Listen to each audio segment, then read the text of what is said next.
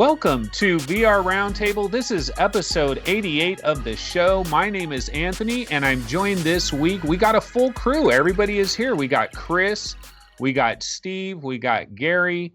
Everybody is here, and we are recording this Sunday, earlier in the day on Sunday. So before a lot of the E3 drama is about to happen later tonight and also early next week. We already have a number of E3 related stories that we're going to get into, but a little bit later in the show, we are going to get into some of our predictions. What do we think is going to happen maybe later tonight? What are we still hoping for? Has this E3 kind of been a dud? You know, we can kind of cover all these topics as well. So anyway, let's start it off with the first news story that we have. And this is really, we're looking at potentially one of the biggest AAA VR games that we've seen in a long time. Stormland is coming from Insomniac Games, and this is coming as an exclusive in 2019. So I'll go ahead and kick it over to Gary. Gary, Stormland, what do you think? Oh, it looks awesome. Absolutely awesome. I can't wait for this one, especially the what they were talking about in terms of like you can go anywhere and you can explore this. Basically, almost it feels like it's like an open world in some ways. But the trailer, I mean, looks absolutely fantastic. And we all know, you know, when you see these videos, you can see how great they look in the video. But you can also, if you've been using VR for any length of time, you can also understand how this is going to translate to the headset, how it's actually going to look in the headset. Something like Lone Echo, for example, looks fantastic on the videos. But you know there's going to be a slight difference in terms of like the VR headset, how it's going to look in there. It looks great in there as well in that capacity, you know, of a VR game. And I think this sort of stands alongside that. What I'm seeing from this game absolutely blew me away, honestly. I mean, I don't want to sort of go in head first on this because this is our first news story, but this is the one I'm actually most excited about. Yeah, Stormland looks fantastic from my point of view. Let's kick it over to Steve. Steve, what do you think? I think what Gary thinks. I think it looks badass is what it does. I would say this looks even more AAA than Lone Echo did, at least to me, because of the combat that you see there towards the end of the trailer. It looks, I like that it's sort of sci-fi-ish, but it's also sets in what appears to be sort of a lush jungle. With the robot, everyone's already said all over the internet that it looks like the old movie that me, Gary, and Anthony will remember. Chris, maybe not, but Short Circuit. I think they made a couple of those movies, but Number 5 is alive, and this robot here in Stormland looks just like that robot. But I think in VR, like in the trailer, you see when it's showing the first-person gameplay, you sort of see the on-screen display sort of that the robot's view must be, and I wonder if that's going to translate to your view, like when you're playing the game. I think it will. But yeah, this looks like it ticks a lot of boxes. There's some questions on whether it'll have some sort of co-op or multiplayer, because you as one of these robots seems to find other robots and activate them, and then you can see them sort of flying over some water and some large creatures. So maybe there's a big co-op element, we don't know, but graphically, the gameplay, it all looks really top notch. I think this has probably jumped to number 1 on most people's most anticipated list. Yeah, Chris, actually, why don't we ask about that? Because you have Defector, which is coming from Twisted Pixel. That one looks really, really good. And that was kind of the most anticipated, maybe Oculus Rift game prior to this. Now we have Stormland. What's your thoughts? Yeah, I mean, I basically agree with what everyone else said about Stormland. Like, I think just the amount of locomotion that you can do, like it seems like you can fly, and then I thought the climbing was really cool because it kind of made like a hologram over your hand, so it's 1-to-1 where your hand actually is, which is something like most games don't do too well. Like it seems like they kind of got around some of those quirks of VR where your hand isn't actually where it should be or things like that. I really liked that they had that puddle scene where you look down and you see the robot in the puddle and you're like, oh my God, I'm a robot. So I feel like that'll be really fun as well.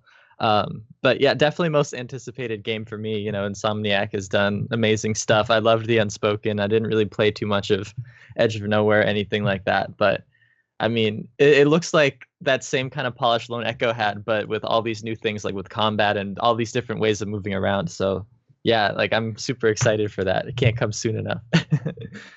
Yeah, and unfortunately, it's not coming very soon. I think the rumors are, well, it's basically the only thing we've heard is 2019, but a lot of people are talking most likely very late in 2019.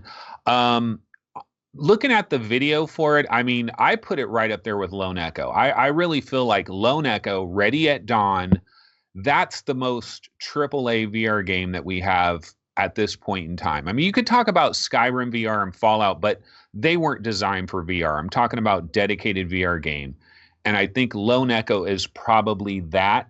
And this looks like it's going to take the baton and be up to that level, maybe even higher. We know that in Insomniac, they've already made 3 VR games. Ted Price and Jason Rubin have this great relationship. They've known each other since the early PlayStation days. And I believe, like, if you look at the games they've made so far, Feral Rights, then they did Edge of Nowhere, and then The Unspoken, it's like each time they've kind of gone a little bit farther. And this one looks like the biggest investment yet. And I think Oculus, I'm pretty sure they mentioned that they might have fewer bets, but they're going to be bigger bets. And I think this is a really big bet. In fact, some people were saying in relationship to this game, they believe this could be one of those games that will actually draw people to the platform. Like people will actually buy an Oculus Rift just to play this game.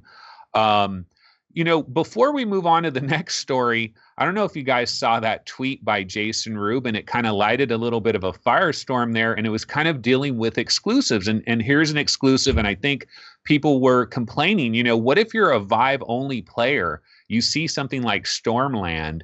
I could see you being a little bit upset. And then Jason Rubin, I don't know if you saw the tweet, Steve. What do you think about the whole exclusive controversy?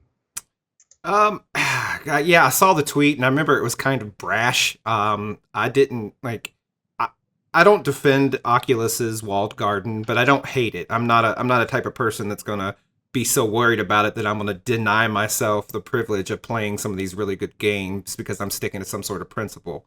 But I remember thinking, and I wish I had the tweet in front of me, but I remember thinking, man, that comes off a little wrong. Like he shouldn't have said it that way. Like he said something to the effect of, like people are just jealous or something because we have this content over here. Like it was, someone can look up the tweet and read it word for word. But to me, it came off a little much. Like he should have tamed that a little bit.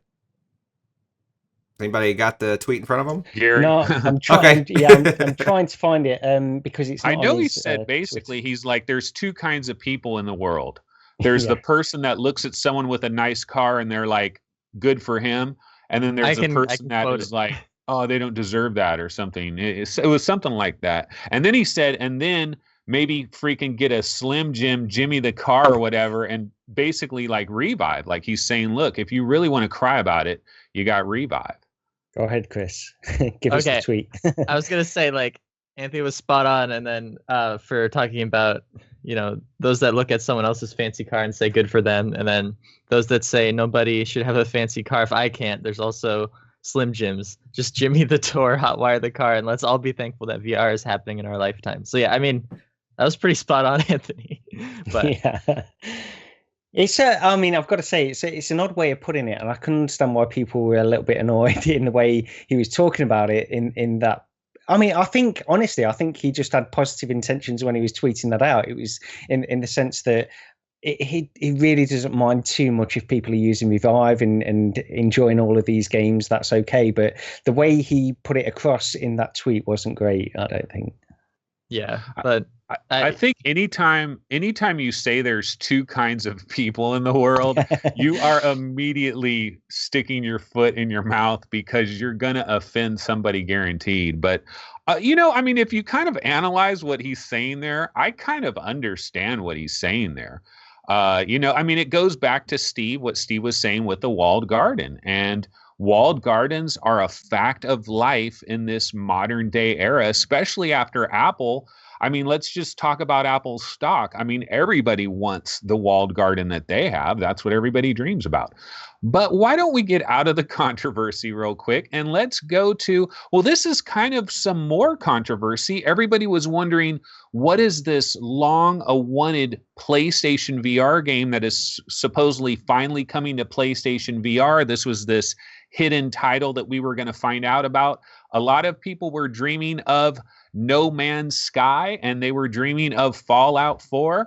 And instead we get Beat Saber, and it's kind of from the land of sky is blue and water is wet. Of course we're going to get Beat Saber. Gary, in fact, you thought this was already announced, right? You thought Beat Saber was already coming. Yeah, I thought that this was already a known quantity, but I was obviously mistaken on that. I think there were some things going around a while ago where the developer had mentioned something and said something on Twitter, actually. I think one of the developers of Beat Saber had said that it's probably on its way to PSVR, so I just assumed it was anyway. I didn't realize this was big news, but yeah, I'm sort of a little bit livid about all of this because I wanted No Man's Sky. I was holding out for No Man's Sky, and it might still happen because this is the game that I really want. And Beat Saber is a great game for PSVR. It's definitely going to, I mean, whenever I listen to podcasts about PSVR or just VR in general, they often will talk about Beat Saber. So it's great it's coming to this platform, and I think it will sell really, really well. So I'm pleased about that, at least. It's just not quite the announcement I was hoping out for. Yeah, unfortunately, we did not get a date for it, and we don't know if there is going to be a physical version. But I actually believe I actually believe the odds are pretty good that there will be a physical version of Beat Saber. And the thing about Beat Saber, it might be kind of like not exciting to us because we've already been playing Beat Saber for a little while here. But it does represent the entire VR industry. This is one game, for whatever reason, it's really resonated with a lot of people. You can like it or hate it, but it's a very popular game. And to have this on PlayStation VR is nothing but good news. I don't know, Chris or Steve, if you guys have any comments on this. I mean, it just seems like a no-brainer, like Gary said. Like it's front-facing, it's swinging things right in front of you, like standing in the specific spot. I couldn't see a better game for PSVR's limitations. So like, yeah, to me, I just thought it was like a no-brainer. It had to happen. Yeah, a lot of people on PSVR's limitations. A lot of people on the PSVR Reddit was like, yeah, E3, they're going to confirm Beat Saber. Like everyone just thought this game was coming, and I guess it's great that it gets confirmed, but yeah, I'm kind of in Gary's camp. I was hoping for something a little less known to be mentioned, as opposed to something more felt like common sense, like expected. I had this prediction that the two Beat Saber guys would walk out on stage at E3, but they're not doing that type of a show this year, so that dream died. But let's go to our next story. So Moss, this was kind of in the sneak attack department. Moss by Polyarc, which was a PlayStation VR exclusive. It's a third-person platformer puzzler with this absolutely adorable little mouse named Quill, and you take her on this enchanting adventure through a magical little kingdom. Kind of reminds you of The Secret of Nim and some stuff like that. And we thought Moss was going to be an exclusive for PlayStation VR for quite some time, but then we saw this tweet that came out that kind of teased it, and then bam, out of nowhere, all of a sudden we wake up one day and Moss is available. You can buy it on the Oculus store. You can buy it on Steam, $29.99. Gary, when it comes to Moss, this is a game that uses a controller, a tracked controller, a gamepad. So would you be worried if you only had your HTC Vive, or would you be a little bit concerned about how you're going to play this game? Well, that's the thing. I think some people are saying with the HTC Vive, because it uses motion controllers, it uses the motion controllers of the HTC Vive, because there are interactions you need to do in the world with the motion controllers. On the PSVR, you have a gamepad which is tracked, so you can do it very easily on the PSVR. And on Oculus Touch, you've got the thumbstick, so you can, I guess they've worked it it around so you've got two hands rather than one as you do on the PSVR. That's great. The problem I'm hearing from HTC Vive users is the fact that it uses the touchpads to move Quill around the world while you also need to interact with the world with your motion controllers. I don't think it's actually that big a problem. I think some people are probably not quite so happy about it because they're used to playing these kinds of games with analog thumbsticks, which is the way they're supposed to be played, I suppose. But it's not like a lot of people are saying it's okay. It's not like it's unplayable or anything like that. So I don't think it's a huge problem. And it's a bit of an odd one because this came out of the blue, as you say, Anthony. There was a few tweets from HTC and from Oculus and also from Polyoc, but say sort of hinting at this was coming out to other platforms, and then sort of the next day or the day after that it was released. Yeah, so I mean, fantastic, because I'm so pleased people can play this, and hopefully, it's going to sell really well. I'm sure it will sell really well, and they can start making more episodes of this game. Well, what? Book 2 has been confirmed. There was I think an Upload article, and they quoted someone with the last name Lico, Lico. I'm guessing this person is like a blog editor or something for PlayStation. I'm not sure if North America or Europe. But this person did confirm that Book 2 was in development. I don't think this person is a Polyarc team member. I could be completely wrong. I just only glanced at this today. But Book 2 has been confirmed by someone within Sony and or Polyarc. So, which is a given. I mean, the way the whole thing ended was like, yeah, you expect Book 2.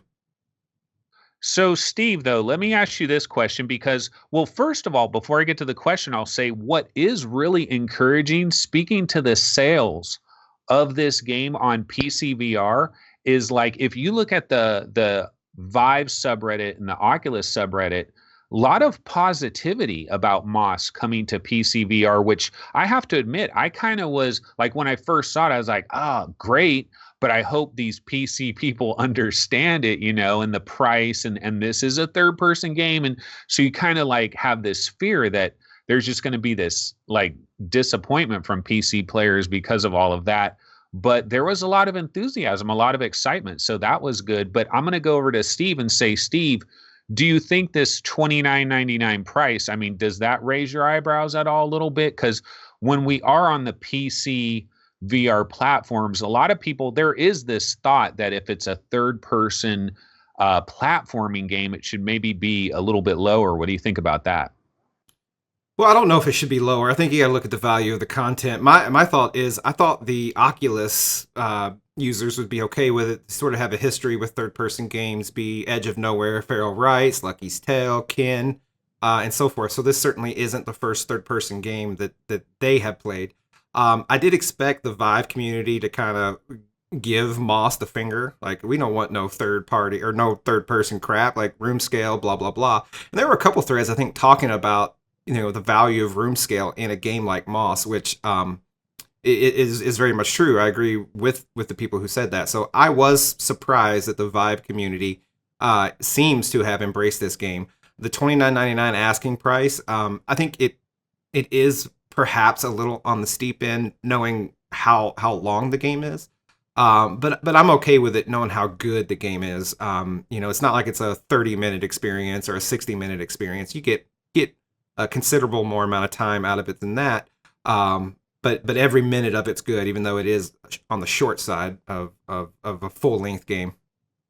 Yeah, I'm just excited to play the game. I haven't been able to play it because I don't have a PSVR. So, I mean, I'm in that camp of people who's hyped about being able to play Moss finally.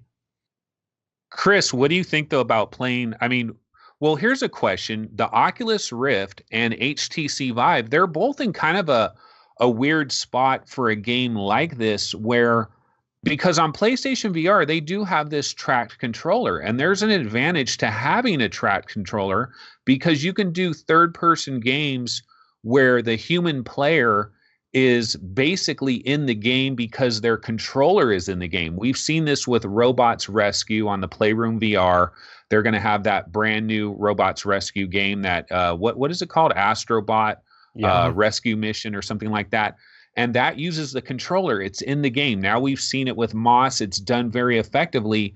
But if you look at the Vive and you look at the Rift, they don't have something that qualifies there. I mean, we use our Rift and our Vive with an Xbox controller that we might have, whether it's wireless or it's wired or whatever. We can use an Xbox controller, works great, but there's no tracking. Is this a sore point for Vive and Oculus? Maybe in the future, do we need to have some kind of tracked gamepad? I feel like a tracked gamepad would definitely serve this game well. I guess it's just hard to think of how we would get this unless it was an official Oculus accessory, like a clip-on thing for the 360 controller, or I guess it's Xbox One controller. But I feel like the touch controllers will be good enough. Like I don't think I'm gonna be too worried about it. Like I'll just tape them together if I had to or something like that. But for Vive, I could see how it could become problematic if there's a lot more of these. I feel like Vive people don't even have like a gamepad. Some of them probably don't even have like an Xbox One controller just to play games that aren't tracked like that. So I feel like the Rift people have a little more of an advantage there. At least the older Rift people. Yeah, well, the Rift though, like the touch controllers, they at least have all the buttons of a gamepad. You have them all there, and it works. I don't like it. I've tried playing games as a gamepad for those that support them, and I certainly prefer using an Xbox controller or something. But it does technically work. Whereas compared to the Vive users, it's really disjointed. It doesn't feel in any way like a gamepad. So yeah, I think this game would be much better with touch controllers. It feels a little bit like because with Valve sort of pushing the Steam controller that they released, a few years ago, how that used touchpads, the same as the Vive, really, because they wanted to do that so that people could sit in their living room and use the Steam Link and connect it to their TV, so they could play all of these games, all of these PC games using a gamepad. So they could use the touchpad in order to almost emulate mouse movement. So they could just move their thumb around on this touchpad to do mouse movements. And they've sort of transitioned that from what my understanding is, when they went into VR, they sort of transitioned that over to these Vive ones, which they've got a lot of utility. I'm not completely down on these touchpads on the Vive controllers, and we've spoken about this so many times, so I probably shouldn't be going over this yet again. But I just think that overall, for the types of games that are coming out at the moment, the analog sticks are still the preferable method of controlling in VR, for most games at least. Yeah, I hear what you're saying, Gary. What I'm speaking more directly to is, like, you did play Moss, and I'm sure you tried, you recently got PlayStation VR. I'm sure you tried Robots Rescue for a little bit, right? Yeah. And so what it's like, where your controller's there. It's in the world. You're moving your controller. You see your controller. It's one-to-one. This is almost like a little sub-genre that is being created on PSVR, and it can't come to the PC in a perfect way. Now, I don't think it's that big of a deal because it is a limited genre, but if this genre continues to flourish, and I think it should really, this hopefully new VR, like a new VR platform that comes out in the future, hopefully they'll think about the tracked controller, tracked gamepad. I think it's a good option to have.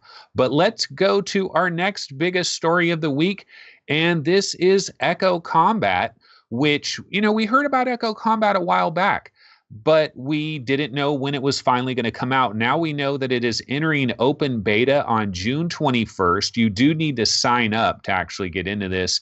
The game will only be $10 when it's released, and it will expand on the Echo Arena formula with all kinds of guns and new game modes. The thing I gotta say about this, I don't know why, but when I saw like the screenshots and stuff of this, and I realized that it's basically that same Echo Arena engine, I was massively disappointed. Is anybody else with me here? For some reason, I was thinking like this was going to be a bigger deal, like in terms of like all new backgrounds and stuff. Let me send it over to Steve. I probably had my expectations way too high, and I'm sure this is going to be great. Steve, what's your thoughts? It's about what I expected, right? Because they kept it within the Echo. It wasn't a whole new game. It wasn't. I just honestly, I was surprised that they're charging for it. I'm not mad at them because they ended up giving Echo Arena away for free, so the whole value proposition is still pretty high. But I expected it to be more like a DLC, really. In a way, that's it. That is what it is. It's using the same engine, the same everything. And it's basically they've added guns. Now, the mode that was in the beta was a sort of an escort. I didn't play the beta, and as far as I know, none of us did. I didn't realize that there was even a closed beta sign up, and I missed it. But there's from what I gather, was an escort mode. There's been no mention of like a death match, which I think they should do, just because they're introducing guns and all that. But there's primary weapons, secondary weapons, so I think it's a good evolution and a good progress. And if you think of it as $10 and sort of a DLC type thing, like how Affinity Ward would do with Black Ops or something with Call of Duty, 3 new maps, $10, something like that. I think this fits, and it doesn't bother me any.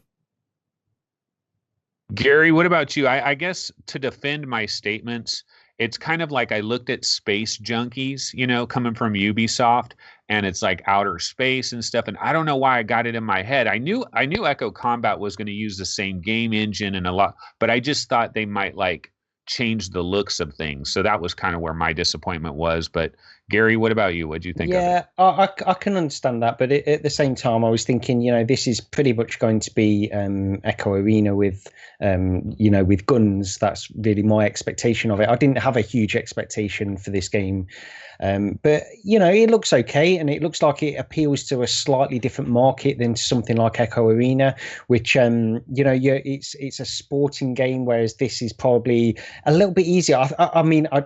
I'm thinking specifically to the tested video, because they had a video on this where they had each tried it, and they were talking. This it seems to be like a game that you can easily get into. It's got some similar mechanics to what we used to in sort of multiplayer games, just shooting and this kind of stuff, rather than throwing a disc. Although you have still got the thing where you're moving around this world in sort of a 0G gravity. So it looks good. I don't know if I'm going to get into it, but I'm pleased it's out there, definitely. Absolutely. Chris, any thoughts?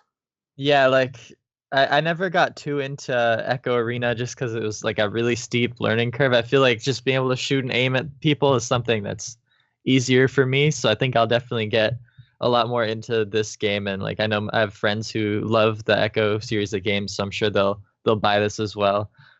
Just looking at like some of the closed beta footage, it's really cool how you have your tiny maps you can like plan out strategically with people. I think that's like a really neat aspect to it.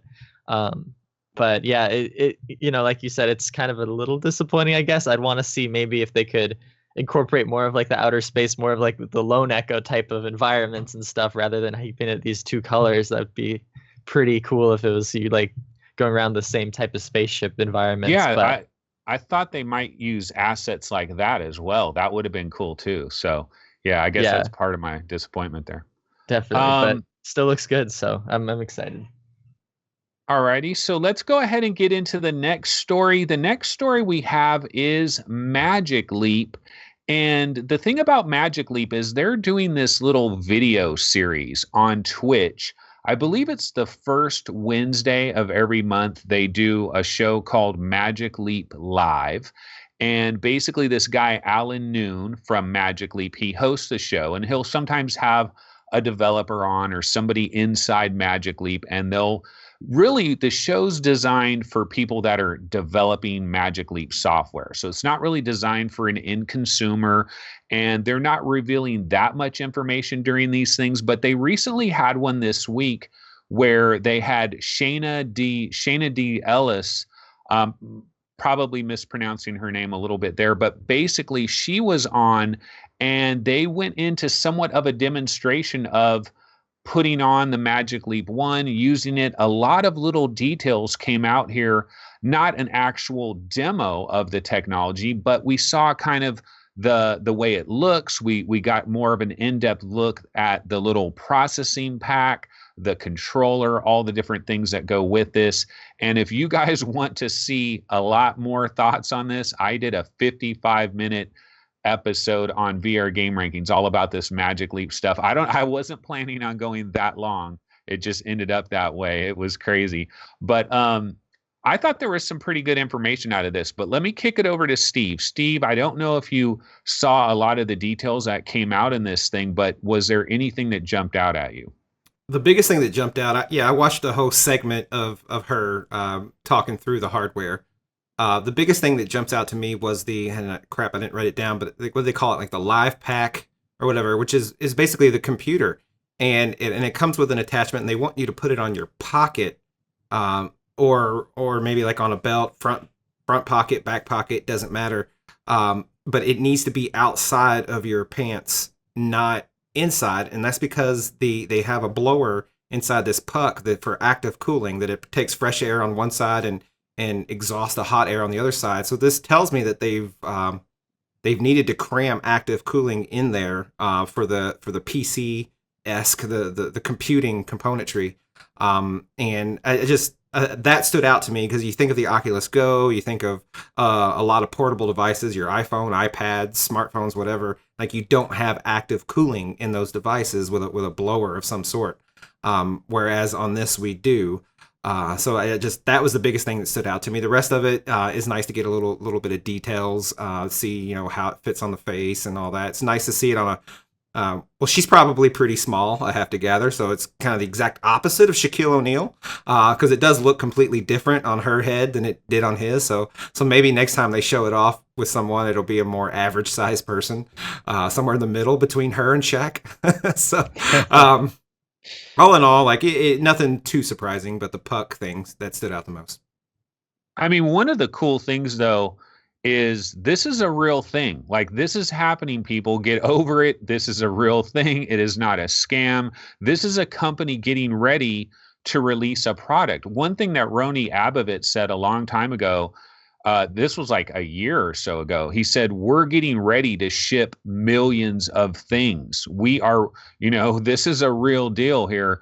Gary, I'm not sure if you saw this video or if you heard much of the information that came out about it. I mean, there was nothing super earth-shattering that came out here, although I think one of the key details that we did find out, and this is something that is really lacking in the world of VR, and what it is co-op, local co-op within the same physical space. What we did find out is it has been confirmed that at least 2 Magic Leap 1 Creator Edition units can occupy the same general area of space. Hopefully it'll be 3, 4, 5. Hopefully it'll be additional, but we did find that out. Anything else jump out to you, Gary? Not too much, in all honesty. And some of the comments, actually, before I even watched the video, a lot of the comments were actually sort of iterating some kind of disappointment with the video because they expected some kind of far more in-depth analysis of what Magic Leap can do, some kind of demonstration with it. And this really wasn't that. And in hindsight, it was probably a little bit of a mistake to expect that within this video, because what they were doing is they were just showing that they're going to do this thing in stages. So they're going to, in this very first one, they're just sort of showing off the hardware, how it fits on people's heads, and sort of introducing it in a way where the average consumer can see things. One of the criticisms I've seen in this video is how a lot of people in the chat apparently were asking for things like specs of the headset and all of these things, which they were dodging these questions. And someone specifically said how the presenter, the male presenter, I don't know his name, but the male presenter actually said how, he was being asked this question from the chat, what is the processing specs and this kind of stuff. And he said, you're not going to catch me out on that kind of question. It was almost if he was being very defensive on a very obvious question from the chat. And, I think that points to the skepticism about Magic Leap. And it's worrying from if you have that point of view. But I don't, like you, Anthony, you'll laugh and like you, I don't think that. I don't think there should be a skepticism on it based on something like that, because this is an early product. They need to be very careful about what they release at this stage. I'm still relatively optimistic. This video honestly didn't really excite me any more, any less about the product. Overall, I think it's just another video that they're going to release. And this is going to be a cumulative thing over the next few months. We're going to get very, very small details released over the next few months. And we just got to sort of deal with that, I suppose. Yeah, I mean, I think I'm going to send it over to Chris in just a second here, but I think that if you're Magic Leap, see, first of all, Roni Abovitz, he did tweet this week I believe June 7th or something, he tweeted that, yes, we are shipping this year. Like somebody said, are you really shipping this year? Yes, we are shipping this year. However, what could really happen here is this could be a December release, and it could be released in limited quantities, basically designed for developers, very similar to how HoloLens is available if you're a developer. And so I think Magic Leap is going to be released in a similar fashion, although if somebody, a regular everyday civilian, wants to pony up $2,000 to buy one, I think they'll be allowed to do that as well, because you're going to have these experiences like Dr. Groardbort's Invaders, which is being made by like Weta Workshop, and they're not making that experience just so developers can play it and no one else can. So we are going to get a release later this year, and I think what Magic Leap is doing is they're going to trickle information out slowly but surely. They have a plan. Are they drawing it out? Are they going to wait forever to tell you the FOV and the actual CPU run clock and all of that? Are they going to wait forever? Yeah, they are. They're going to extend this out, but I think that's just, the way it's going to go. But Chris, one of the biggest questions I have is, we've now seen this thing on Shaq, and now we've seen this thing on this lady. And I would say, like, to me, I'm a Magic Leap fanboy kind of, but if there is one chink in the armor, it is the looks of this thing. It is not, I can't imagine this thing. You can put this thing on Meghan Markle. It doesn't matter. It is not going to look good on anybody. And I actually believe this is a problem. Now, some other people are like, oh, cosmetics, who cares? If it's amazing, you put it on, you're seeing holograms everywhere. Who gives a damn if it looks crazy? I do think it's kind of a concern. What do you think, Chris? Yeah, I mean that is a big concern for the consumers. Hopefully they'll make another version that looks a little bit nicer, but I guess you never know. It hopefully can be miniaturized more, since all the processing powers in that puck. I was just gonna bring up that I think that's a really good idea and a really good thing they talked about with the active cooling, that Steve mentioned, because for example, for my self-driving thing has this giant heat sink with a blower fan, just because it gives so much more processing power on the same exact CPU. So if you just have a regular phone CPU, it overheats so easily that just adding a blower fan on something makes it multiple times better. So I think that's really good that they're doing that. And then just something that really shows me how serious they are is how many people they're hiring. If you go to their hiring page, there's probably 200 different job positions open right now. That's ridiculous. It's easy to hire 200 people when you got $6 billion. I know they have infinite money, but they also you wouldn't hire this many people if you're just trying to make something for developers. It's definitely ramping up for something giant. I'm really excited to see that plan play out. So looks like the starts of that plan, but I'm excited to see more information as they, like you said, Anthony, as they trickle it out over as long as they possibly can to keep people interested, but also, they have a lot of work to do still. So I think the important thing to recognize with this as well, this is their first product. This is not going to fulfill everything that everybody expects from Magic Leap. Nowhere, it's not even going to be anywhere close to what a lot of people are hoping for from Magic Leap. This is the first product, and eventually they're going to refine it and build upon all this stuff. And I think people just need to keep that in mind. This is not going to be a revolutionary product in that sense, I don't think, because like you say, Anthony, in order to hit the mainstream, they've got to get down, they've got to get the form factor down, they've got to get it looking much better. This is going to be a niche product, there's no doubt about it. What they're showing at the moment, it's a niche product. This certainly isn't the $6 billion potential is not in Magic Leap 1. I think that's the looks don't bother me. Actually, I think I might in a way like it kind of better than some of the other AR devices where they use a combiner of sorts, where they I think the Avigant and the HoloLens, where you have the panel and then it reflects, so you got this big bulky thing. Theirs is more compact, like a set of ski goggles or something, swim goggles. That doesn't actually bother me. It almost looks like something like it belongs out of Star Wars Episode 1 or something. I always think of Anakin Skywalker and his pod racer with the thing. Or maybe you mentioned that before, Anthony. I don't know, but I don't think it's that bad. It could be a lot worse, so it doesn't bother me. Yeah, I mean, well, one of the things I don't believe it's a very good look, but one of the things that I have to concede is, remember, they had this thing, they called it the Beast, and like people went in and tried it, and it had all this scaffolding coming off of it, wires going everywhere. They had to try to miniaturize that thing. Honestly, you could look at what they finally have what they've ended up with, and it could be an absolute triumph compared to what they had prior to. Just to be able to shrink it enough to get it into the form factor it is, I'm sure is incredible. And again, if people are seeing amazing hologram things going all over the place, people are not going to worry too much about it. It'll be just fine. Yeah, to finish off, I do think that what we're seeing in Magic Leap 1 is not what was in that beast, that thing that you were talking about there, Anthony. That is not the same technology. I don't think it can be. I think what they've done is they've seen what's going on in augmented reality, how people are jumping on it at this stage, and they've developed a product which is really just an adaptation of what they had originally, just so they can enter this market, because they are but wait, Gary. Okay, I hear what you're saying there, but and I understand what you're saying. Like, they weren't able to get the technology of the beast into this thing.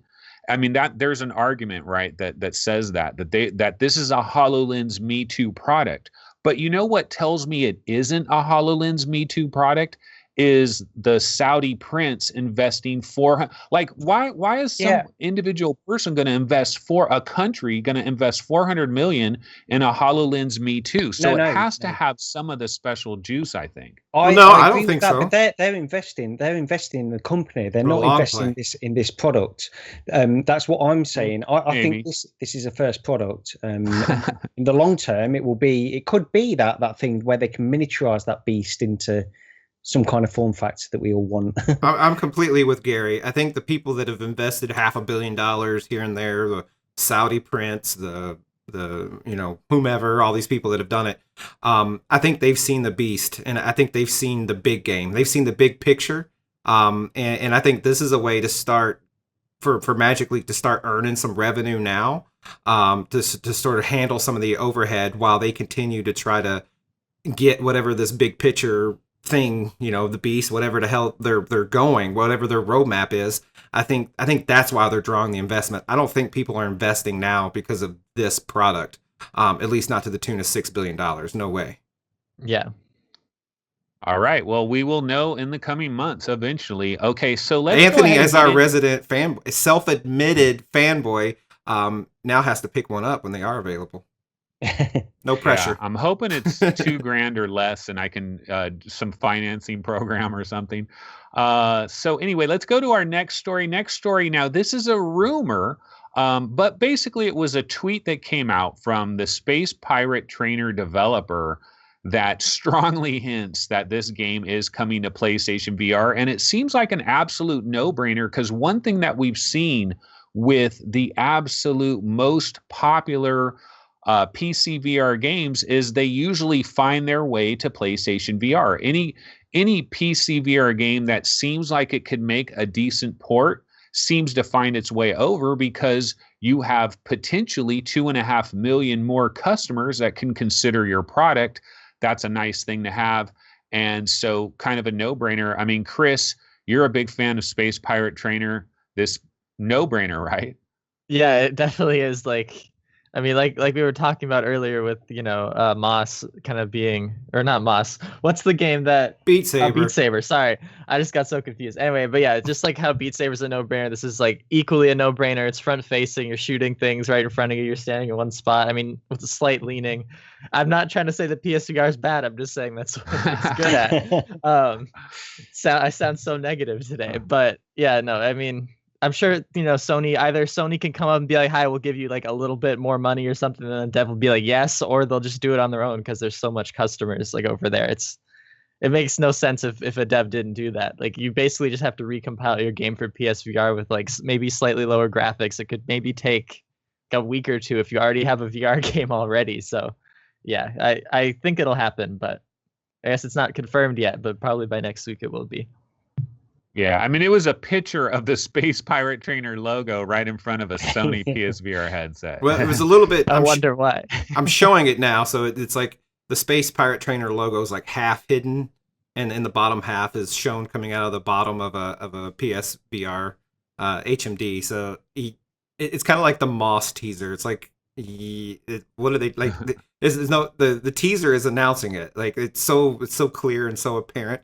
It's not like No Man's Sky where the teaser. We don't have it confirmed yet, but where the teaser is kind of buried in this, hexadecimal that people have to translate and do work. It's obvious. And Anthony, I'm going to jump in here because I had made an image. Also showing is a rumor. Now this is more of a rumor, and this image could be fake. But someone has a snapshot of a presentation or a TV screen or something, and we know the developer of Superhot is looking for something. But what we see here is what looks like a quick screen grab of Super Cold. It's all done in the same font. The image looks it's kind of shaky and blurry, so it looks like someone kind of quickly snuck their phone out and hit it and snapped a picture. So I think it gives it a little bit of credence. And I think if the developers of Super Hot are going to follow something up, Super Cold may sound better than Super Hot too. I don't know. Did you guys see this image? I see Gary looking for it. I saw it. Yeah, I'm just looking at it now. Yeah. So I think in the similar vein, I think Super Cold maybe sort of subtly maybe announced. And when you think of Super Hot as a whole, like there was nothing really hot, like nothing that gameplay wise that played on the fire element. That was just sort of the color of the enemies you were fighting. So they could make a similar game but make them blue. Like I think it's believable, but again, this is rumors and speculation. Right, it's a rumor, and then also, the original Super Hot wasn't in VR, and depending on where this is shown, I don't know if it'll be a VR game for a while, unless like this was, Oculus threw a bunch of money at them to make Super Cold, but I don't think that's what this is because Oculus doesn't have a presentation like this. I don't think. So you know what though, I remember hearing somewhere that the Super Hot developer was saying that they really want to make a dedicated VR game. But it seemed like what they were talking about would be like a year or two away. So I don't know. I hope they do, because Superhot was, it's a VR game considering it was based, because originally they had this Kickstarter for this game which was released as a pancake game, and then they did always say, it is going to be coming to VR at some point, but when it was finally released, what a fantastic game. It's definitely one of my favorite VR games. So I hope they do sort of have ambitions to go to like a dedicated VR game at some point. That would be great. See, I think the game is kind of I enjoy it in the same way I enjoy Beat Saber, but I think it's incredibly simple and dare I even say shallow, in the sense that like it's just it's so simple. Like it's all it is you're playing the mechanic, no more, no less. No, I agree. And that, like, I would like to see that sort of game. I like the stopping and the motion, everything in the world coming to a stop when you stop. But I'd like to see that drawn out into a deeper experience in some way with a narrative, maybe some better scenery, because everything in that game was just kind of all white with no textures and stuff. I would like to see more from it. Like I've always said, it's one of my favorite games, but really, like if I think about it, I'm not sure it is. I think part of it with Superhot is the fact that just it makes you feel good when you're playing the game. It just makes you feel good. When you break it again, you break these games down. It's not. I agree. I do agree actually with like your comparison to Beat Saber in some ways, because it is really that. But it's sort of a very simple puzzle shooter kind of game, but it just makes you feel good when you're aiming at these people and you do the scene in the perfect way. I think there's a level of satisfaction in that. It's how Bethesda should have done VATS in Fallout. Just do it that way. Well, the thing about like Superhot and Beat Saber, these are the kind of games like, that if you're going to start that game up and get into that game, you know exactly what you're going to get from that game. You know what I mean? And you're not going to get this grand experience with all this other extra stuff going on. You're going to get a very specific experience. And if you've got 25 minutes to burn, it's hard to beat that. But it's not going to be that Fallout 4 experience or whatever, where you're like enveloped in a world or something. So, it's just a very focused experience. But why don't we talk about a couple of more PlayStation VR games have been announced prior to E3. We have the announcement of Tetris Effect. And so this is a game that there's going to be a flat version on PS4 and then also a PSVR version. And I believe this is being published by Enhance Games, which is the people behind Res Infinite. But I think the developer is actually Resonair or something like that. It's a slightly different developer. But it does look, I mean, if you see the trailer for this, it looks incredibly trippy, really cool. The whole Tetris Effect thing. Gary, did you want to talk to this a little bit? Yeah, only because with this, you know, we have these threads on Reddit over the past few days because Sony are releasing all of these announcements day on day. The latest one was Beat Saber for PSVR, and I think this was the first one, I believe. And if you read the comments in these threads, there was a lot of ambition from people thinking, you know, is it going to be like an open world RPG and all this kind of stuff?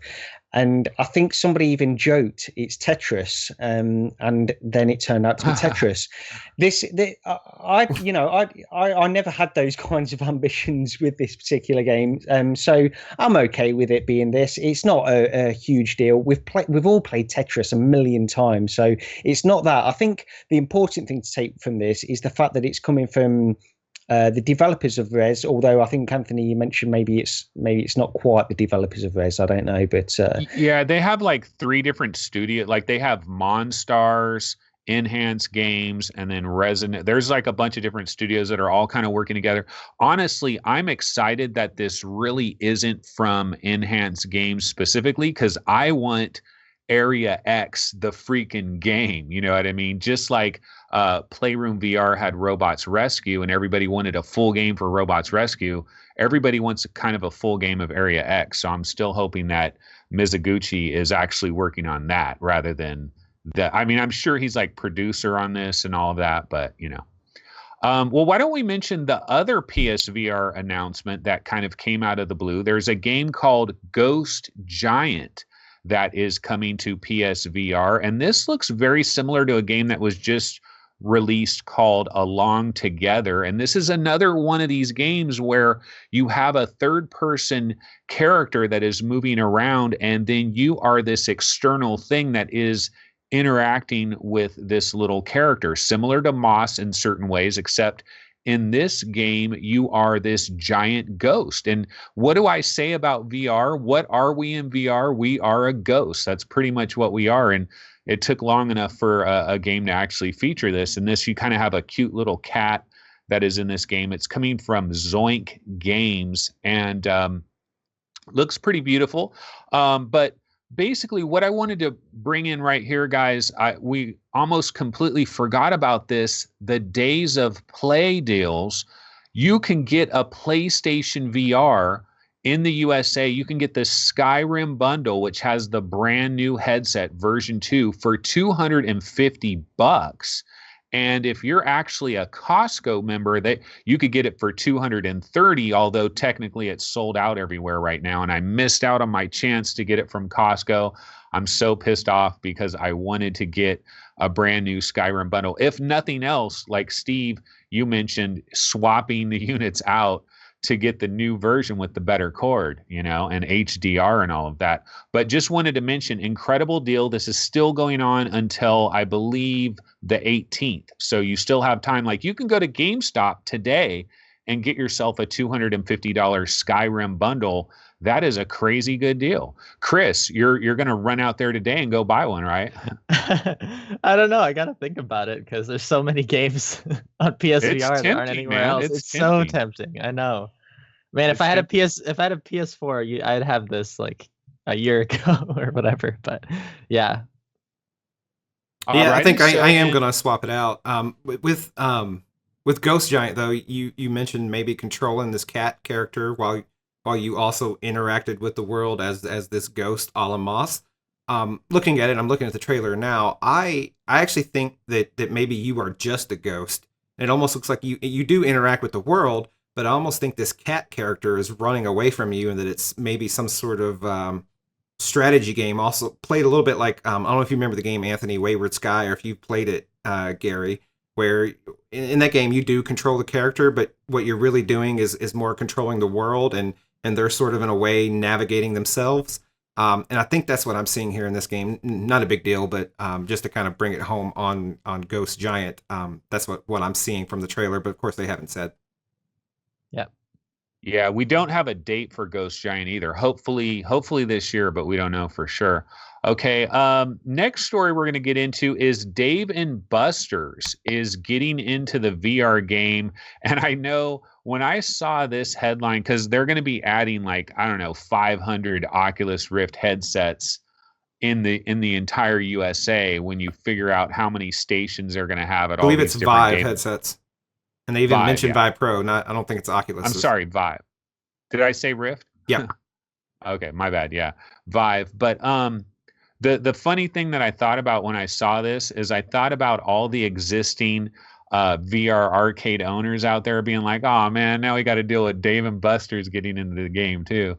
But yeah, this is good news, and they're going to be starting things off with this Jurassic Worlds VR game with motion simulator, so that will be kind of cool. Who actually put this story up on there? I did. Maybe So reason why I think it's really good news is, Gary, you may not know what a Dave and Buster's is. I believe they're U.S. only, but it's like a sports bar sort of place. You'll go there, to eat some food, play some games. It's been forever since I've been to one. We actually don't have one here in Louisville, but they're building one. It's going to be after they get this stuff here going, so I won't be able to check it out. But it's a place you go to as compared to like a VR arcade. You go there to do VR. So if you have a very focused interest, today I'm going to go to a VR arcade because I'm going to play a VR game. Whereas if you go to Dave and Buster's, you might be there because you're going to someone's birthday party or something. And then, oh, look, there's this VR thing over here that I can spend the tokens they already gave me. Like, I'm at this birthday party. I got these tokens. Well, let me go try this VR thing out. So you're going to catch people that really weren't looking for VR, I think. So I think that's what makes it really interesting. And it also looks like everyone's seen that VR arcade, and I think it's in Tokyo. It's in Japan. It's the one that has like Mario Kart and all these kinds of games that we want to play, but we can't.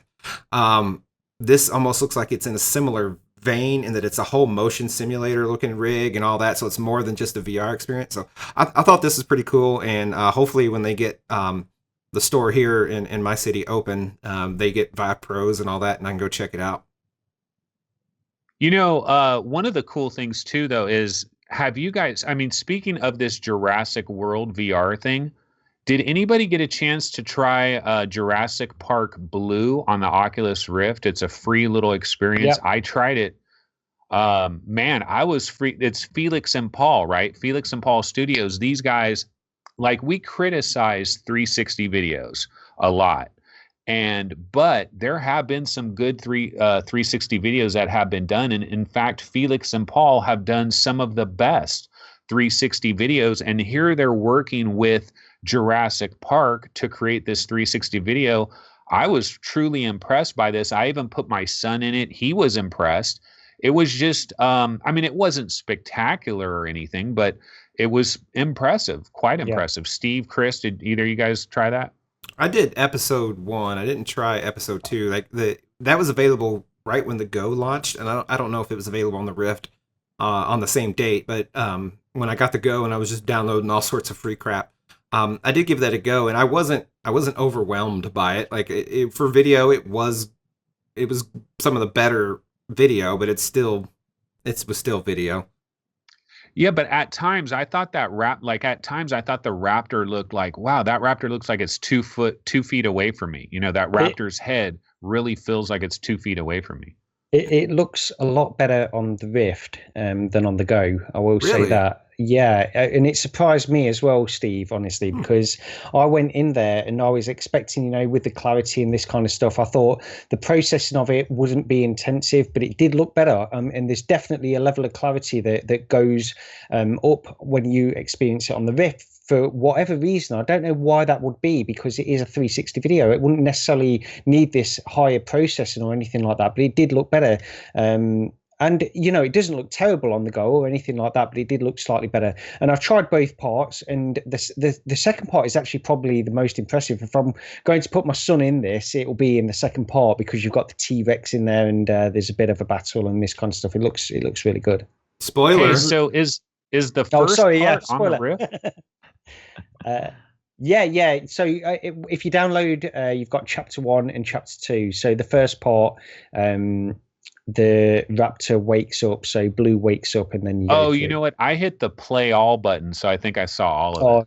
yeah, yeah. But just on that point, actually, Felix and Paul, I think these developers are doing such fantastic work in this area, because like Mayubi, what a fantastic, this is still one that I want to go back and rewatch that, because this is something I think about often, and I think these people who are developing this stuff will be one of the pioneers that will get this to a point where it is sort of watchable for the mainstream. It's great now, but you know, it's still got this level of clarity that's not quite there, and all of this kind of stuff. But Yeah. you know what's funny? After my son tried this thing, me and him had a little conversation about, like, can you imagine when you're in an experience like that, but everywhere you look looks like a 4K OLED screen, like everywhere you're looking, you know what I mean? It's game over. It's game over for all other media. I'm sorry. That's why, I mean, if I had to bet my life savings on VR and AR being just runaway smash successes, I will do that. It may take 10 years, but it is going to happen, man. Chris, what do you want to say? Yeah, definitely. I was just gonna quickly say, like, I gotta go try this Jurassic World thing. The closest one's 88 miles away, but I mean, I've always wanted some sort of thing where there's like a motion simulator and there's VR, and like, you know, I always wanted to go to one of those places where like it's the physical thing, like you can touch the walls and everything. This sounds like the closest step to that for being in the Northeast, at least. Like, there's no VR arcades around here, so I'll try to make a video for the channel in the next week or so about this. But You know, there's a Dave and Buster's about 40 minutes away from where I am, but I don't know how quickly they'll be adding this. Yeah, it's coming out June 14 on over 100 of them, so check it out if it comes to yours. okay. Absolutely. Yeah. Especially if it's the Vive Pro, because then I get to try a Vive Pro too. That'd be cool. Okay, well, why don't we go ahead and now, I mean, we do have a few more news stories and stuff, but let's see, let's talk a little bit about E3, because let's do a little bit of some E3 predictions. First of all, we're doing this on Sunday afternoon, morning, and we got Bethesda's conference tonight. Now, Bethesda's been doing this E3 thing now for a couple of years now. I don't know, is this like the third or fourth year they've done it?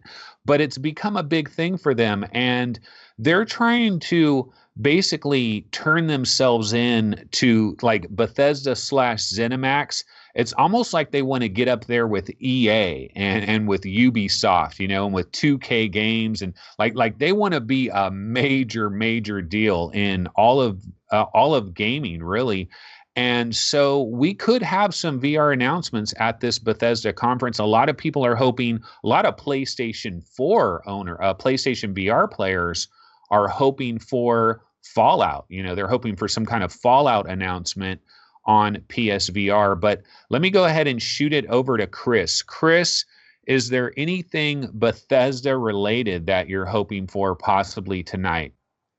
I don't see them doing anything in VR tonight. I really don't. Like, this Fallout thing sounds like a completely like extra thing. I mean, maybe the least thing we could get would be Fallout 4 for PSVR, but I really don't think they're gonna announce anything, any new property or any new game in VR. But I want to be proven wrong, but I don't want to get excited because I haven't really heard of any like hints or leaks or anything related to them doing anything with VR right now, unless it except for new properties that are like far out. But that's true. Steve, I mean, you look at Bethesda though, they've had quite a bit of VR products recently in different categories. Could they possibly come to do this E3 show and not mention just one little scrap for us VR peasants? There's got to be something, right?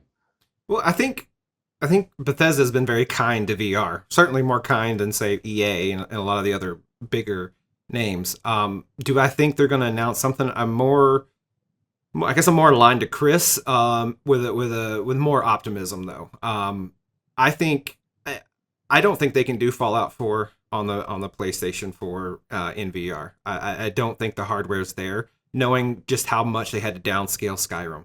So my hope, and this is just my personal wishes, with the content that I have access to, is I'm rooting for like a Fallout 3 or a Fallout New Vegas, sort of remastered, redone for VR, PC VR, PlayStation VR. Don't really care. Both my preference. I think doing that, like, because I never played those games, so I personally, being selfish, I would love to play those two games. I'm certainly never going to go back and play old games on a monitor now in the post VR era. So yeah, that's what I'm hoping for. Gary, what about you? Are you hoping for I don't know, Fallout 3 remastered? What do you Yeah, hoping? no, that would be great. I think the most optimistic thing that we can all hope for is really something like a new IP, which is going to be developed in sort of a pancake version and also be released simultaneously in VR. That will be sort of the dream. I think that's the dream announcement. I don't think it will happen.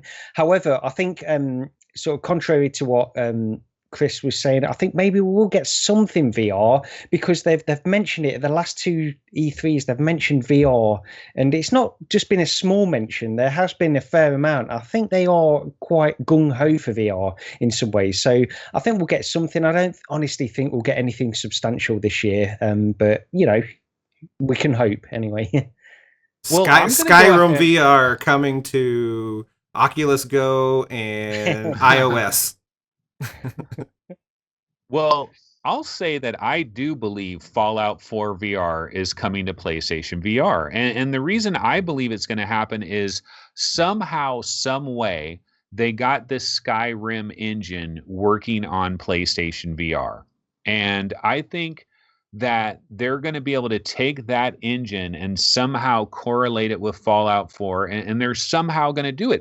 They have other studios. They have like Escalation Studios, that they have these other studios that are dedicated to things like this, where they say, look, we're going to give you a year, somehow figure out how to get Fallout 4 running on PlayStation VR, because if they can get it running on PlayStation VR, how many copies do they sell? A hell of a lot. There's 2.5 million PSVR owners, and the vast majority of them that don't have a Vive or a Rift will buy Fallout 4 on PSVR. So I think that's going to happen. The other thing I'll throw out there as a wild card is I have this secret hope of some kind of retro VR thing. Okay, so like thinking of Bethesda, thinking of id Software.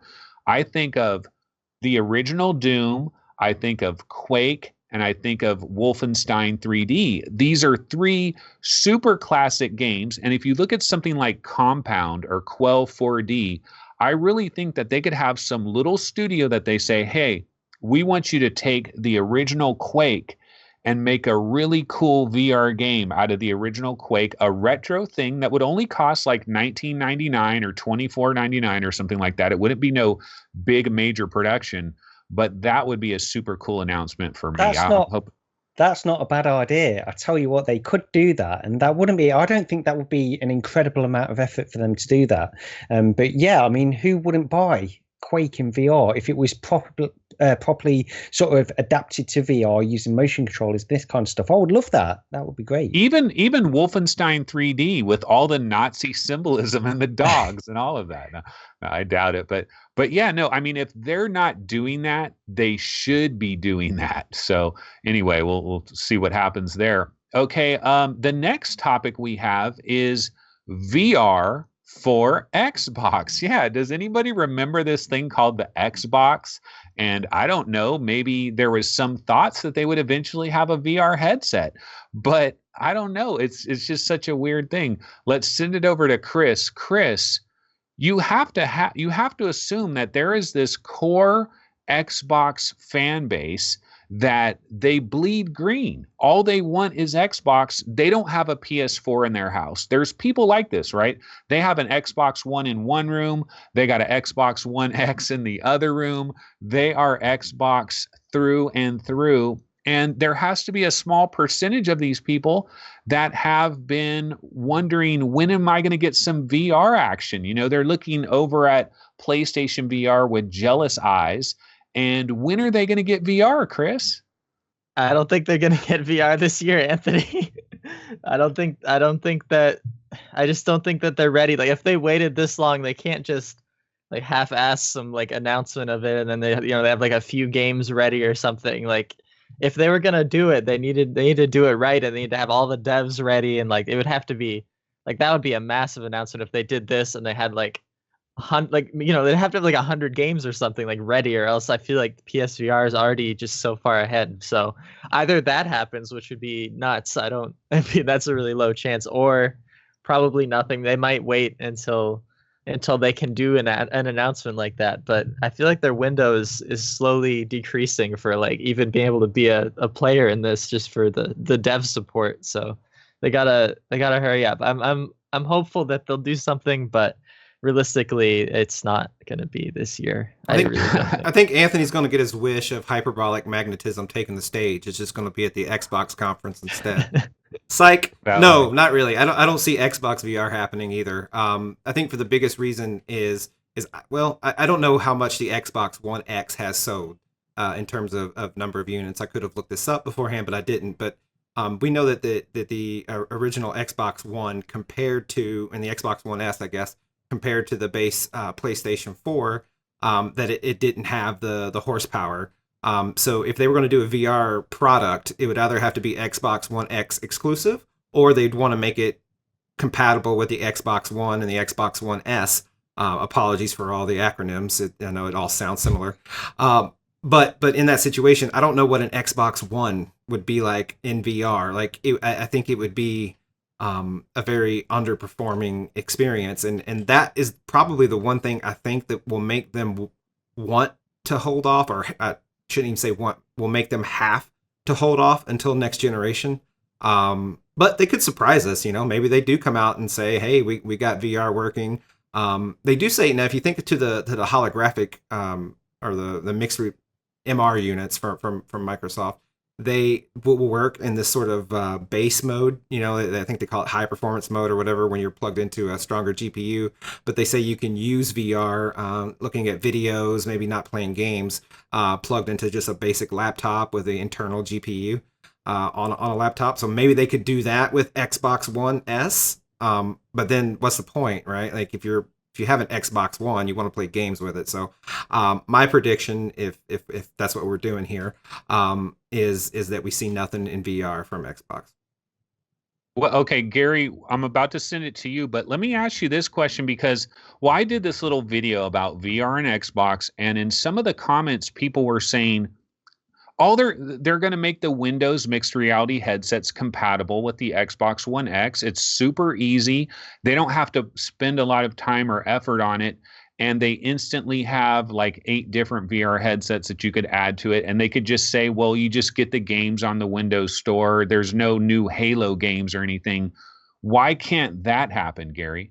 It could happen, but they're under no pressure to do that. Why would they bother doing that? The problem is, at the moment, you need to look at where Microsoft are. Like with the Xbox, I think anybody looking at where we are in terms of consoles, you've got PS4 and then you've got the Xbox. PS4 is just dominated this generation. Everybody, if you listen to any mainstream gaming podcasts or any mainstream websites and you go on and read their views of this, nobody's even mentioning VR for Xbox. They don't care. Nobody cares about VR for Xbox in terms of mainstream adoption. So why would Microsoft care about VR? What they need to do this E3 is announce games. They need to announce games for the Xbox. And that's what everybody's saying. And that's what they have to do. If they were to do anything VR at this point, I think it's just not going to happen. They're not going to announce anything VR related at this E3. I think it's on their future plan. I don't think we should dismiss them entirely from VR, because I think it will be there at some point in the future. It's just not a priority at this moment. They need to get the mainstream games media back on their side, and the mainstream games media is only bothered about games. I think Gary, you said something there that also made me think of another big point. I think Sony as a company is much better at fostering developer relationships, especially the smaller indie type developers. It was back in the day, when Xbox, what they call it, Live Arcade, whatever, like Microsoft did good with the indie developers, but it seems nowadays that they don't have those relationships in the same way. And I think if you're going to release a VR product, you have to be able to foster relationships with these small developers in such a way to get them to take that cost on, because it's not cheap to bring a small game to PlayStation. They have a pretty steep upfront sort of barrier of entry. Like to get your game on the PlayStation Store isn't cheap.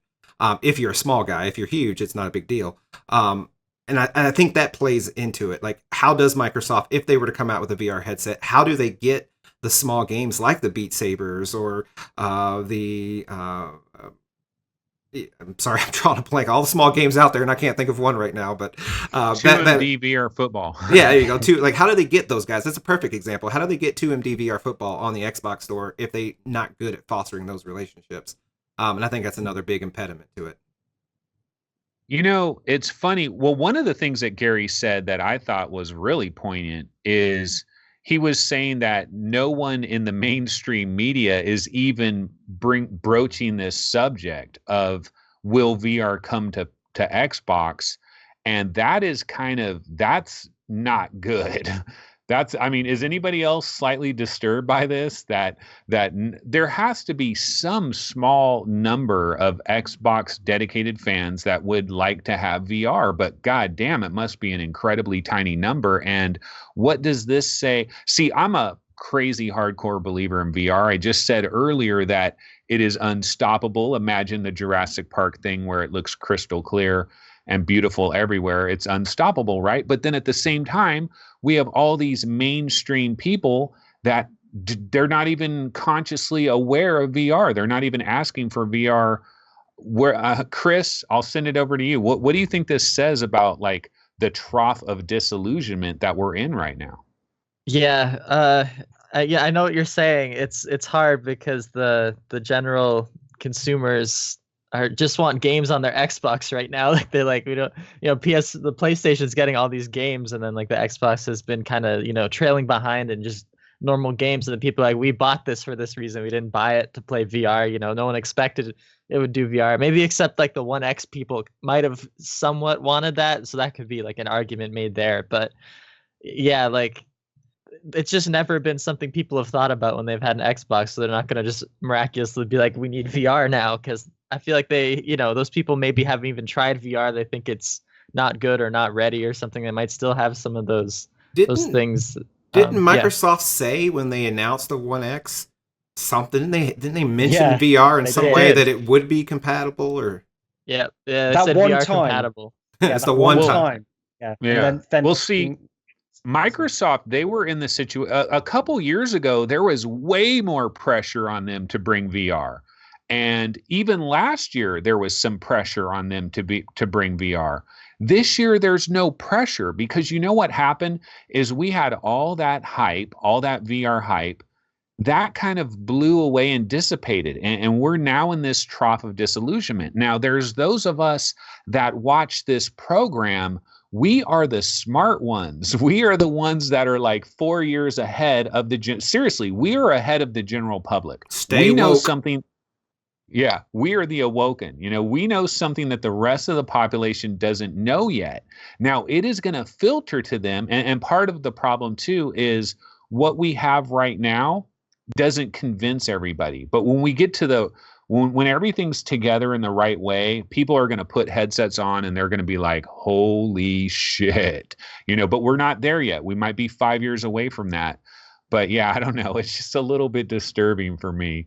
Just what's going on here as far as people just don't even care. It's a little bit sad. Just before we finish off on that point, I think that the money is still in pancake gaming, and Microsoft need the money. So at the moment, that's where they're going to focus their energies. I'm not saying, I think they do have a long-term view to get into VR, because honestly, it's where we are moving towards, whether it's in the form factor and the kind of stuff that we've got at the moment or whatever. I think we're going to be working on this for the next 10 years, and they've got to be looking at that to the future. But at the moment, this E3, which is what we're talking about, all they can do is pancake games, and that's what they're going to do.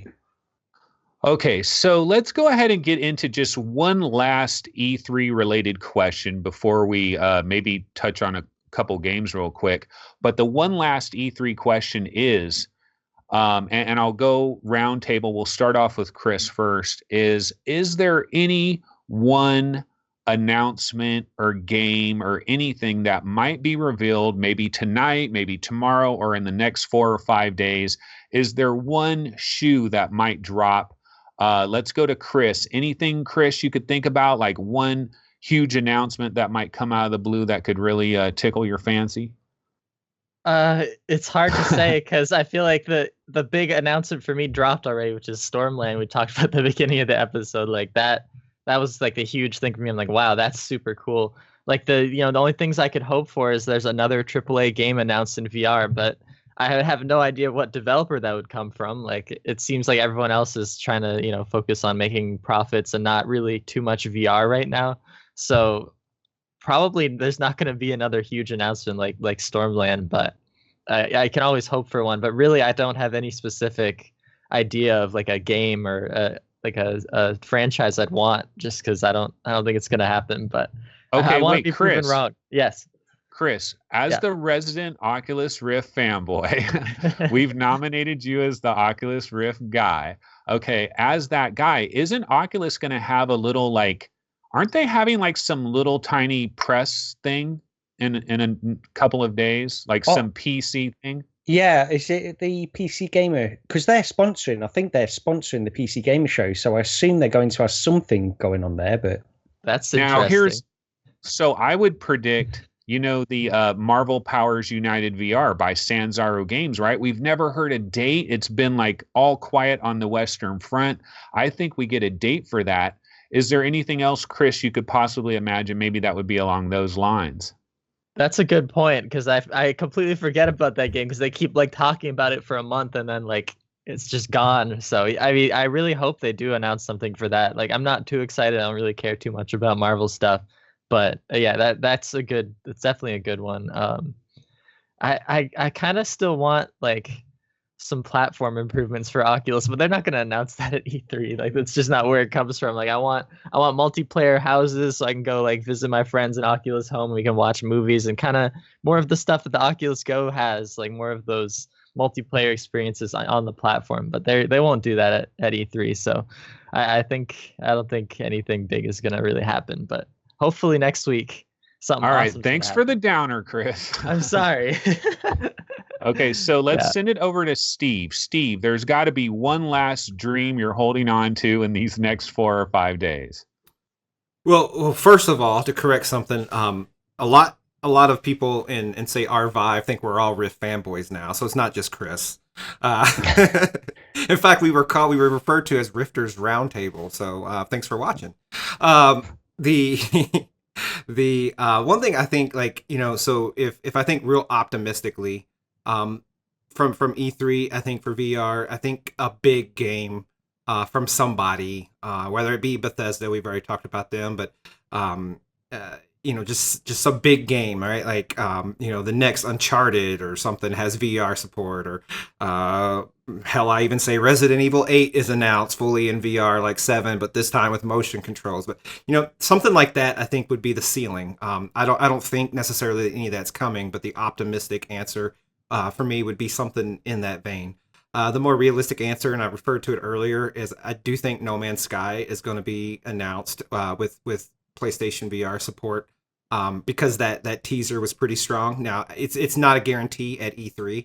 I think it's damn near a guarantee that it's going to happen at some point, but maybe they're not ready. Maybe we don't get it till December or something, just because they're still working on it. But I think that's a realistic speculation that could be announced. But beyond that, I think as a floor, the real downer side is that VR is mostly ignored, and everything we hear about it is these days leading up to the press conferences, and the actual show themselves. It's just kind of not talked about, like the elephant in the room or something.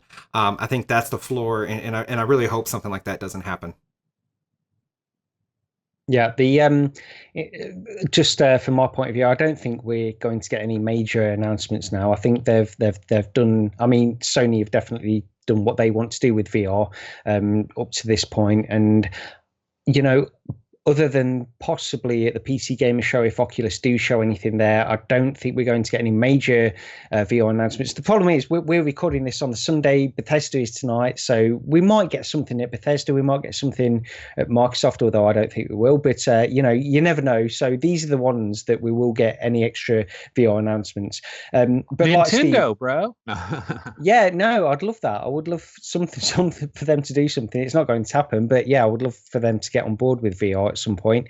But yeah, I mean, like Steve, I think No Man's Sky, it's not going to be an announcement now at E3, but I'm a huge No Man's Sky fan, so I could talk forever about it, but I won't. So you don't think you think it won't be announced at E3? I don't think it'll be announced at E3, but I think it possibly will be introduced in the next update, which is coming July 24th. So I think that's when it will probably happen, if it does happen. But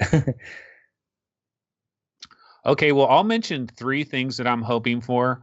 I'm hoping for, actually, I am hoping for No Man's Sky. I'm hoping that at some point next week, there will be some kind of announcement about No Man's Sky in VR. I'm still hoping for that, even though I know it's not likely. I'm hoping for that retro thing that I was talking about at Bethesda. I'm hoping they go to their retro catalog, Quake, Doom, Castle Wolfenstein, or Wolfenstein 3D. Go something retro.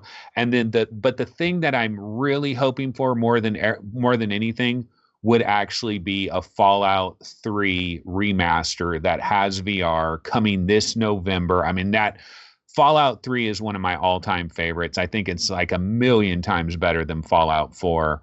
And being able to go into that game in VR would be like revisiting a friend, but seeing it in a complete, because I mean, oh man, I spent so many hours in that wasteland. I still remember that one freeway that I lived on for a while where, when you're with the vampire group and all that, no spoiler. I don't mean to spoil an old game like that from 2008, but like the subways, oh fuck, man, that game was just so good. So that in VR, I'm still dreaming a little dream. In that vein, then I have to say, I really wish for a BioShock. I like all the BioShock 1, 2, hell yeah, and Infinite. But really the ones in Rapture, BioShock 1, that would be the one I want. Head and shoulders. Like I would, if there could be one game announced that's sort of an existing game that they could have the resources to port into VR, BioShock 1 would be it. Heads and shoulders, nothing else even remotely close. And I'd be happy. 5. GTA 5, I was just going to say. I think that would be better for the world, better for the community in terms of getting VR out there. But for me, it would be BioShock, and I'd be happy to play it with a gamepad. Since I'm a resident gamepad fanboy, I guess. Red Dead Redemption 2. Now, if that had some VR, that'd be pretty sweet too. Okay, so let's leave the world of E3. I don't know how long we've been running, but we probably have time to cover a couple of games real quick. And why don't we go into quickly Beat Saber? So, I mean, Beat Saber has been out forever and we've beaten it to death already. But one of the things that me and Steve tried recently is we tried a bunch of moddable tracks where you're modding in these tracks and people have kind of done it themselves, and some of them work really good, some of them maybe not so much, but me and Steve tried a bunch of them. Why don't I send it over to Steve? Steve, what was your thoughts on playing some of these modded tracks? Well, that it's for the most part that it's not as native feeling as the 10 tracks that ship with the game, and that makes sense because you don't have professionals that I believe setting up these note tracks, so it doesn't feel, something feels a little off about it. And then also a lot of the songs are expert, I think what they call it, expert plus or something, where it's just, you can't, they're really difficult. So like when I play these, a lot of them I have to switch on the left of the game. You can set it to no fail, because otherwise you're just not going to get through the game or get through the track and even be able to play it. So some of the tracks that I thought were really good, my favorite is probably Gangnam Style. And I think when you choose these songs and you go through the list, like I don't think you can necessarily choose music that you like and that you want to listen to the most and kind of base it based on that. Because trust me, I don't listen to Gangnam Style. We know that, we know you got it in your car. I go down the road. Like my kids did like me to play it from time to time back when it was popular. But the person that did Gangnam Style, he or she they mapped it to like the dance. So like the notes don't necessarily hit the music well, but they hit the dance. And like if you play that and in your mind you kind of think of doing that dance, and all that, like you'll actually think that it's pretty fun, or at least I did. So that was probably one of the standouts. I liked "Beat It" by Michael Jackson. It was pretty basic everywhere, but there's a point where you're dodging red walls and you're going back and forth. And similar to Gangnam Style, you kind of think of it more as a dance than really being more musical. The Imagine Dragons tracks, Believer, probably more than the other. Those are actually done real well. Like that's one of the better tracks in terms of actually feeling like it was done by the developer or something, that it actually hits the notes and it feels right. And then also What I've Done by Linkin Park fit that pretty well. The other ones like Living on a Prayer and Take on Me by Aha, like they were just those songs in there. And there's also the Super Mario, like the original NES, like Super Mario thing that's in there. Most of those are just, you're just hitting notes that are timed with the music, not done in the same native way that the original tracks were. So I think if you're a fan of the game and you're absolutely in love with it and you want to extend the life of Beat Saber, this is a perfectly valid way to do it. But you need to go into it understanding that it's not necessarily done by professionals. It's not going to feel quite the same way, and that unless you're an expert God Beat Saber player, you're probably going to have to turn on the no fail mode to even see the ends of some of these songs.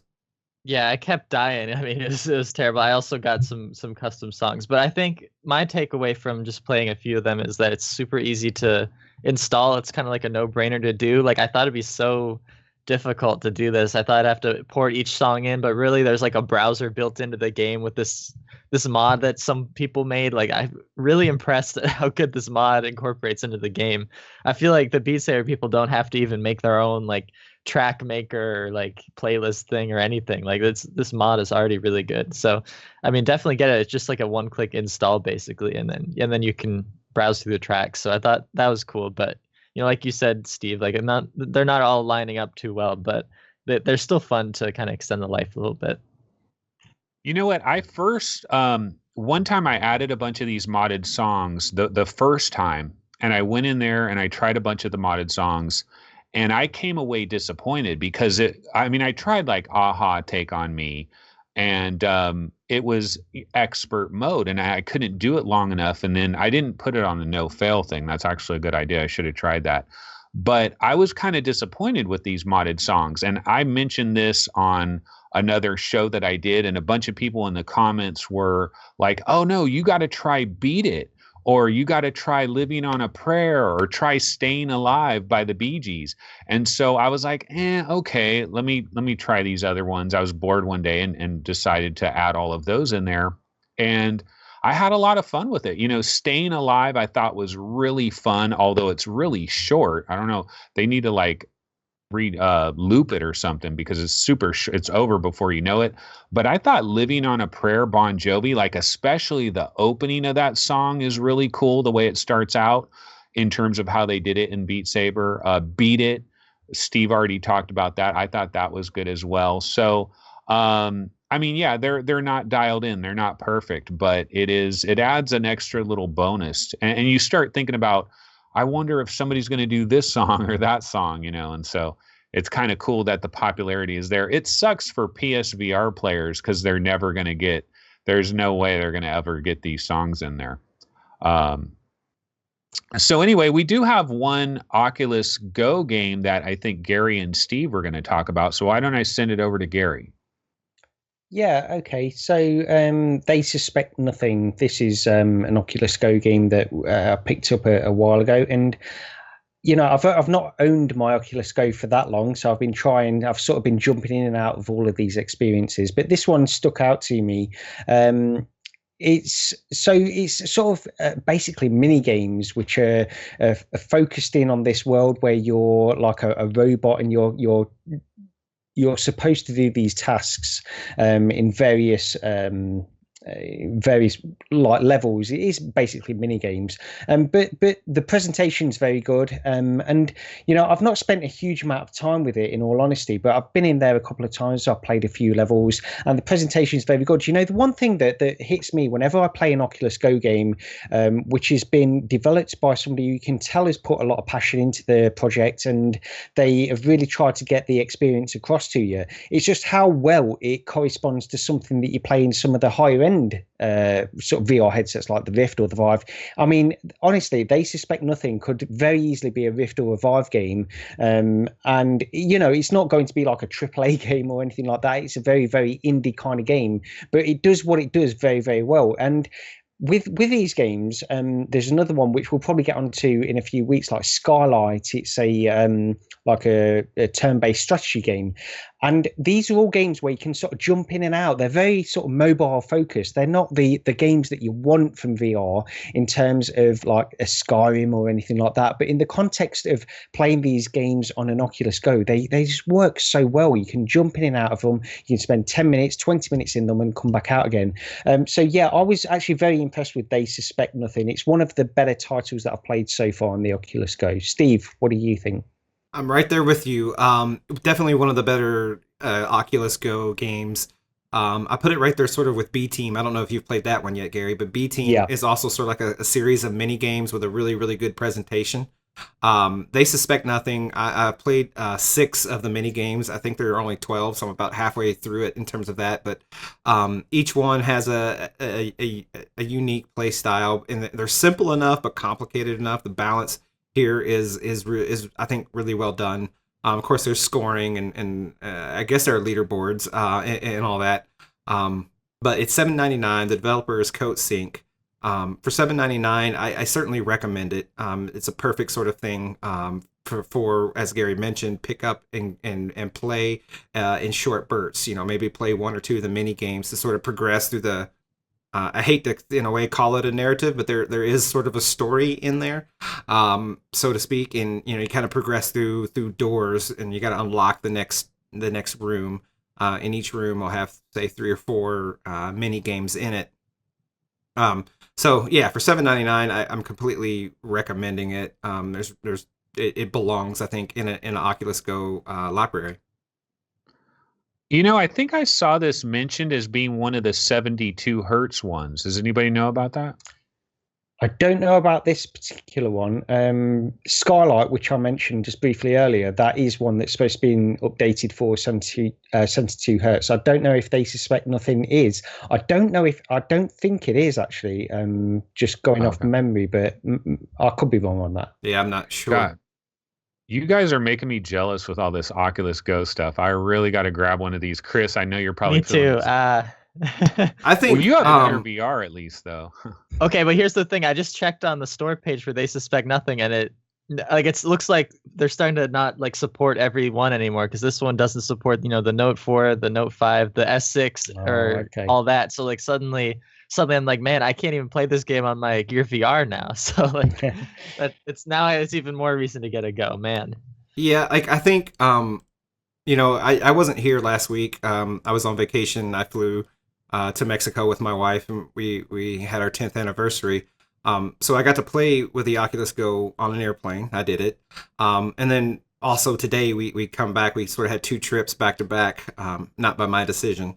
And I got to play with Oculus Go in the car driving home today. And so when I played They Suspect Nothing, there's something about, so, you know, we're all fans of VR. Gary, you know what I'm talking about since you have a Go, but more for Anthony and to a degree, Chris. Like, we're all really big fans of VR. There's something, I hate buzzwords like magical, but there's something about putting a VR headset on and you're not connected to a PC. And I don't mean just being wireless.